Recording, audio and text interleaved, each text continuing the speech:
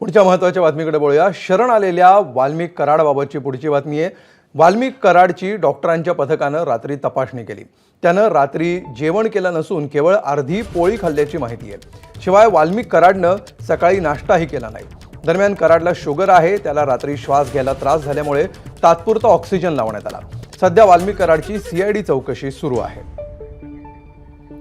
अधिक माहिती घेऊया, आमचे प्रतिनिधी कृष्णा केंडे सध्या आपल्या सोबत आहेत। कृष्णा, गेल्या काही तासांमध्ये वाल्मिक कराडबाबत बरेचसे अपडेट्स समोर येत आहेत, काय नेमके अपडेट्स?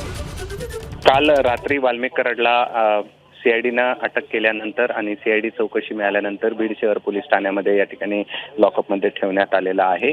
आणि कराड रात्री श्वास घ्यायला त्रास होत असल्याचं त्यांनी पोलिसांना सांगितलं। त्यानंतर तात्पुरता काही वेळ ऑक्सिजन लावण्यात आला होता अशी माहिती या ठिकाणी मिळालेली आहे। रात्री उशिरा डॉक्टरच्या पथकानं तपासणी देखील केल्याची माहिती आहे। आता सीआयडीचे जे एसपी आहेत सचिन पाटील ते देखील पोहोचलेले आहेत।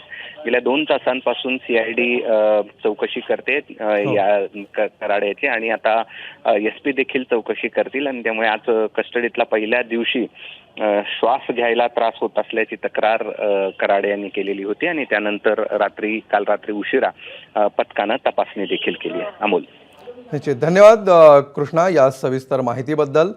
वाल्मिक कराडला शुगर आहे आणि त्यामुळे इतरही आरोग्याचे त्रास वाल्मिक कराडला आहेत, त्या अनुषंगाने हे सगळे अपडेट्स आपण जाणून घेत होतो। एबीपी माझा, उघडा डोळे बघा नीट।